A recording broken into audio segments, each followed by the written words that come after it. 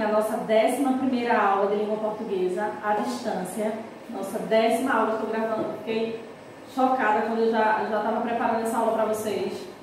De antemão, eu já quero me retratar sobre o que foi dito na aula passada, que hoje iniciaríamos o módulo 5, mas aí a gente teve um momento, né, do encontro remoto e eu senti a necessidade de a gente parar um pouquinho e revisar os conteúdos que está sendo apresentado para vocês, né, nessa videoaula, tá? Então hoje a gente vai estar, a partir de hoje a gente vai estar, na verdade, e hoje a gente inicia a revisão sobre alguns assuntos. Hoje eu trouxe preposição e verbos irregulares, tá? Para a gente estar revendo esses assuntos, para a gente deixar bem amarradinho, porque eu senti que nos encontros remotos a gente tem algumas pessoas ainda que estão com um pouquinho de dificuldade no entendimento, tá? Então hoje, nessa aula de língua portuguesa, a gente vai estar revendo um pouquinho sobre preposição e os verbos irregulares. A gente inicia agora com os verbos irregulares, que diz o seguinte: quando eu falo de irregular, é tudo aquilo que não é regular. Aquilo que é regular é aquilo que é fixo, certo? E quando eu falo de irregular, é aquilo que não permanece da mesma forma, do início ao fim. E quando eu falo de irregularidade, é isso, principalmente no verbo.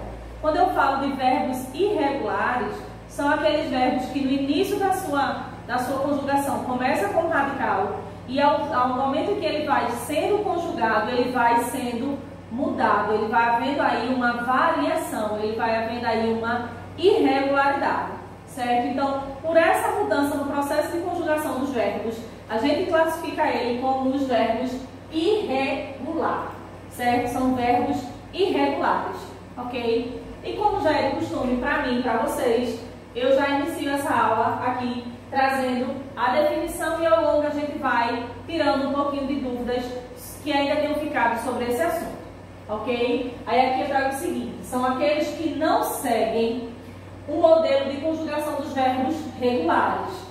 Porque quando eu falo de verbo regular, é aquele que do início ao fim, da primeira pessoa do singular, a terceira pessoa do plural, ele segue o mesmo radical, então a gente chama ele de verbo regular, tá? Ele permanece ali fixo com o mesmo radical, o que só vem mudando ali são as nossas desinências, que são aquela parte do verbo que vem após o meu radical, certo? Então eu digo o seguinte: são aqueles que não seguem o modelo de conjugação dos verbos regulares, ou seja, eles apresentam uma irregularidade, ou seja, uma mudança, eles sofrem um processo de alteração à medida que vai estar sendo julgado no radical ou nas desinências. Só para lembrar vocês, radical do meu verbo ou de qualquer palavra, o meu radical, quando eu falo em si, na língua portuguesa, é aquela parte da palavra que ela permanece fixa, ela não muda. O que vem mudando na palavra é a desinência, que é a palavra, a parte que vem após o meu verbo, ou algumas palavras que eles ganham ao longo do processo linguístico, eles ganham os prefixos, que são aqueles que vêm antes do meu radical, tá? Isso aí já é no processo de formação de palavras, certo? Então, os verbos regulares são aqueles que não seguem o modelo de conjugação dos verbos regulares, ou seja, eles apresentam uma irregularidade no radical ou nas desinências. Aí aqui eu trago o verbo irregular. Isso que eu acabei de explicar para vocês, eu trago aqui, ó, bem anotadinho, para que a gente possa prestar atenção, assim, e até anotar, né, que eu sempre peço para que vocês anotem o que está sendo dito aqui, para que vocês possam até executar as atividades ainda melhor e ficar mais fácil para vocês. Quando eu falo de verbo irregular, é quando eu digo que o meu radical, que é aquela parte fixa da palavra, ela sofre alteração ao longo da sua conjugação. O que seria a minha desinência? A desinência é quando o meu verbo, ele está ali dando a ideia de tempo, modo, pessoa ou número. É quando ali eu vou saber em que tempo eu estou, no presente, no pretérito, no futuro, em que tempo eu estou, no modo, em que pessoa, se é a primeira, segunda, terceira pessoa do singular, ou primeira, segunda, terceira pessoa do plural, tá? Ou em que número, se eu estou no singular ou se eu estou no plural. Tudo isso a gente identifica no verbo através da nossa desinência, que é essa parte da palavra, do verbo, que vem após o meu radical, ok? Aí aqui eu também trago um pouco sobre a vogal temática. Quando eu falo de vogal temática para vocês, são aquelas 3 vogais, A, E, I, do verbo, tá? E ela sempre vai vir após o meu radical, o radical da palavra, a vogal seguinte é a minha vogal temática, sempre, tá? Independente se o verbo for regular ou irregular, a vogal temática vai sempre vir após o meu radical. Lembrando quais são as vogais temáticas: A, E, I. Primeira conjugação são os verbos terminados em A. Segunda conjugação são os verbos terminados em E. Terceira conjugação são os verbos terminados em I. Então, eu só tenho aqui como exemplo de vogal temática A, E, I. Primeira, segunda e terceira conjugação, ok? E eu também falo das conjugações, que foram essas que eu já falei para vocês, que o que identifica as conjugações é a minha vogal temática. Os verbos terminados em A, primeira conjugação.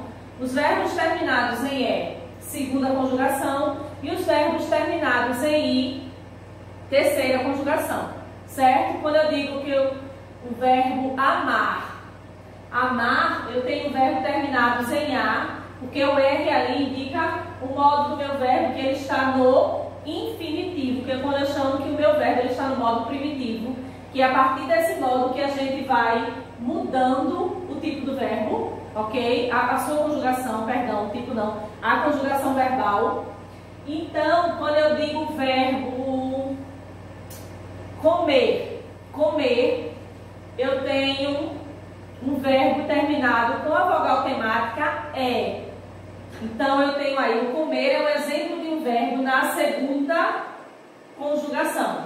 Quando eu falo no verbo dormir, eu tenho que após o meu radical de dormir, que vai até a letra N, é o radical de dormir, que daí a gente diz dominhoco e todos os outros que derivam. Eu tenho um verbo na conjugação ali, na terceira conjugação, que é o verbo terminados em I. Vogal temática, A, E, I, nas conjugações primeira, segunda e terceira conjugação, ok? Então essa aqui foi um pouquinho sobre a revisão, sobre os verbos irregular, ok? Aí agora a gente inicia a nossa revisão também, que foi um outro assunto que a gente viu sobre as preposições. O que seriam as preposições? Para que elas servem? Qual o seu papel na nossa língua portuguesa? Qual o papel dela na formação e na construção de um enunciado e de um texto? Tá? Então tudo isso a gente vai estar revendo aqui nessa aula, tá? Que diz o seguinte: é a classe de palavra invariável. Quando eu digo que a classe ela é invariável, é que ela não varia. Porque esse prefixo aqui, ó, variável, seria algo que muda. Quando eu acrescento esse prefixo in aqui, eu dou a ideia de negação. Então, quando eu digo que a classe de palavra invariável, que liga duas ou mais palavras, estabelecendo entre elas determinadas relações de sentido ou dependência, eu digo que a preposição está ali no processo de construção do enunciado para unir os termos e dar ali uma ideia concreta sobre aquilo que está tentando ser expresso.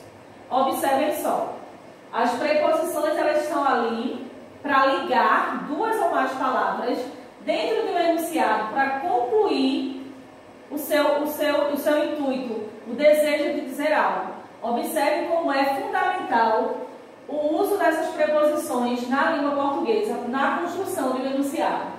Quando eu digo o seguinte: estou em Paris por tua causa. Aqui eu tenho dois exemplos de preposições, em e por. Observe como é fundamental a presença da preposição no enunciado. Se a gente retirar essas duas preposições, vejam como perde sentido. Estou, Paris, tua causa. Então, Observaram como é fundamental para a construção do sentido? As preposições, elas são aqui invariáveis, ou seja, elas não mudam. Ela está ali no papel apenas de ligar duas ou mais palavras para fazer com que o seu desejo de expressar algo, o seu sentido completo, ele seja concluído. Quando eu digo o seguinte, estou em Paris por tua causa, a gente entende que essa é uma frase, ele é um enunciado, que ele tem um sentido completo e a gente consegue compreender o que ele deseja expressar, graças ao uso das preposições, que são palavras de classe invariável, que o papel dela na língua portuguesa é de ligar duas ou mais palavras, estabelecendo entre elas determinadas relações de sentido e dependência. Quando a gente fala de dependência, é nesse termo aqui, ó, que se retirada, o meu enunciado ele perde o seu sentido completo. Já nesse novo aqui slide, eu trago para vocês as preposições essenciais. O que é que essa mulher quer dizer quando elas são essenciais? Eu trouxe aqui para vocês esse quadro, essa tabela aqui de preposições, tá? Anota no caderno essas observações, porque elas são essenciais, porque são as mais usadas. São essas preposições aqui, que mesmo sem vocês muitas vezes identificarem que está construindo um enunciado com preposição, mas elas estão ali para lhe ajudar a formar ali o seu pensamento, tá? Concluir ali a sua ideia de enunciado de texto. As preposições essenciais são essas aqui, tá? Aí vocês anotam, dá uma pausa aí no vídeo, anota direitinho, que agora a gente vai ver o seguinte.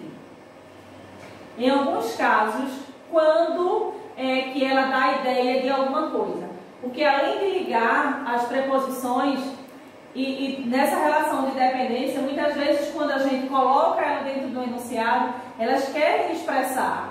E elas expressam alguns sentidos. E é nesse slide aqui que eu trago para vocês já a ideia de sentido e também o uso das locuções prepositivas, que diz o seguinte. Em alguns casos, as relações de sentido entre duas palavras são determinadas de locuções adjetivas. Observe algumas locuções que eu coloquei aqui. Abaixo de, diante de, dentro de, antes de acordo com e acima de. Então, esses aqui são alguns exemplos de locuções prepositivas, tá? Que vocês muitas vezes usam, muitas vezes até mesmo na fala a gente fala, e não classifica automaticamente como uma locução prepositiva, ok? Aqui é a atividade de vocês. Vai fazer o seguinte, eu vou estar aqui passando para vocês, passo todo o conteúdo, depois eu volto para estar explicando, certo? Ok?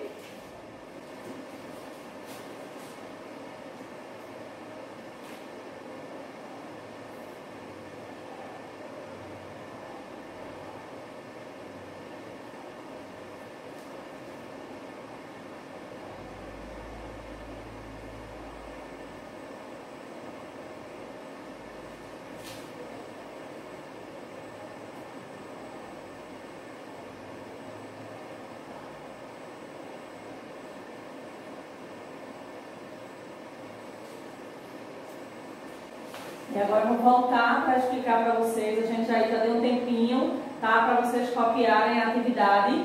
Agora você volta aí o vídeo, caso não deu tempo de copiar, volta um pouquinho, copia tudo, depois assiste aí a parte que eu estou explicando, para que fique mais fácil para vocês a resolução desses exercícios, ok?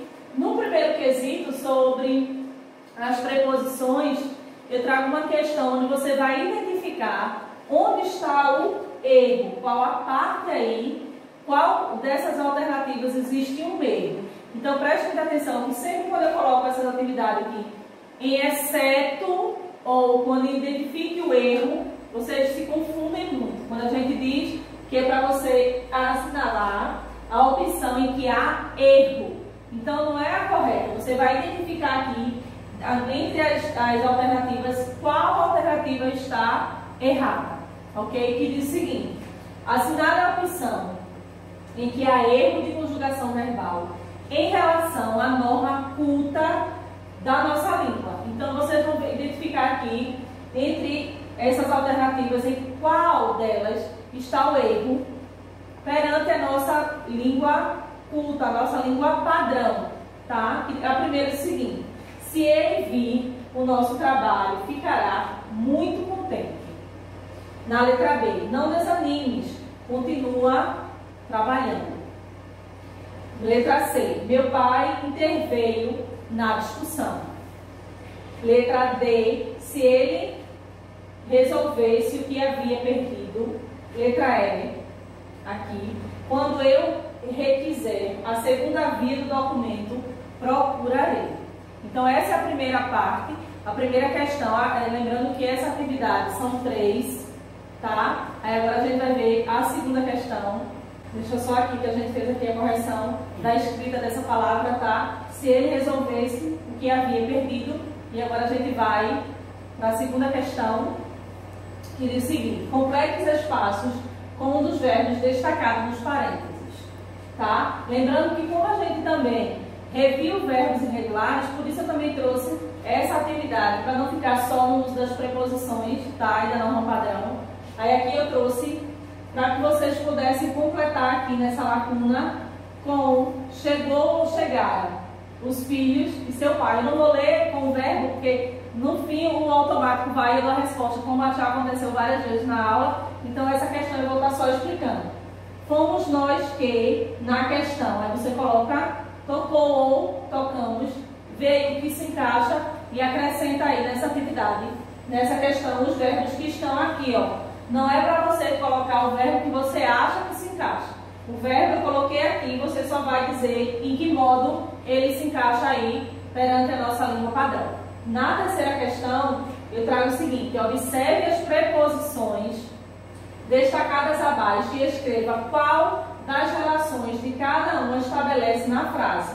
Lembra que eu falei que as preposições, dependendo de como elas são colocadas, são postas no enunciado, elas dão ideia. Pronto. É essa ideia aqui que vocês vão trazer e se encaixar diante desses exemplos. Se elas dão ideia de tempo, modo, oposição, lugar, posse e assunto. De acordo com cada uma, vocês vão acrescentando aqui. Lembrando que as preposições, elas estão aqui, ó, em destaque. Lutamos contra a poluição do meio ambiente. Quando eu digo que a minha preposição é contra, ela está dando a ideia de quê?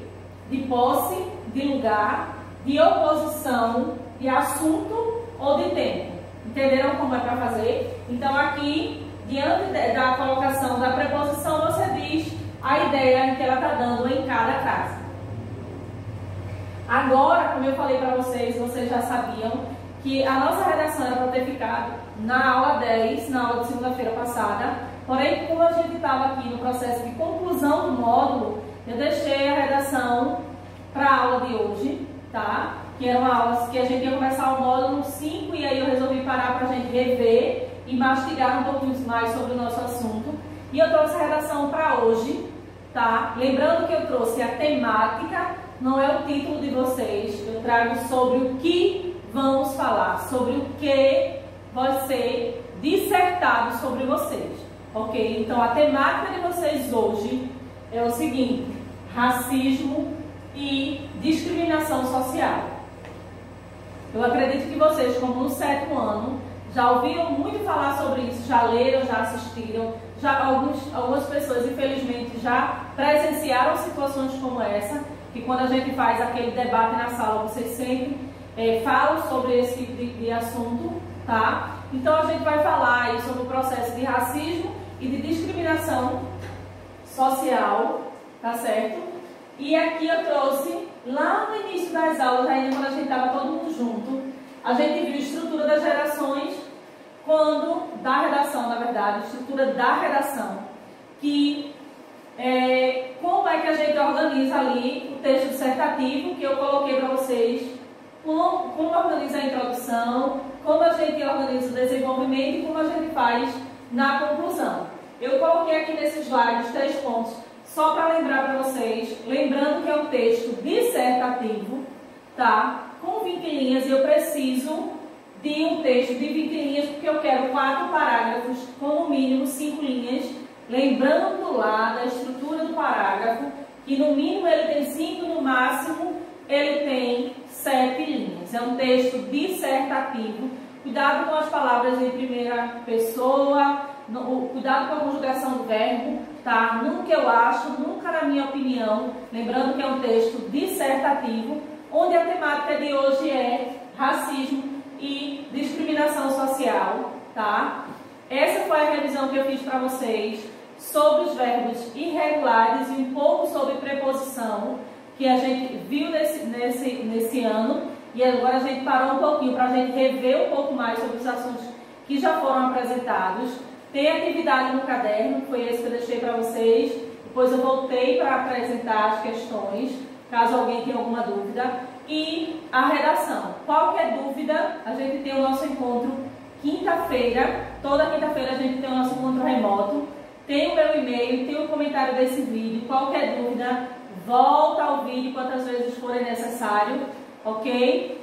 E essa foi a nossa 11ª aula virtual com o uso das preposições e verbos irregulares e a nossa redação, e até semana que vem.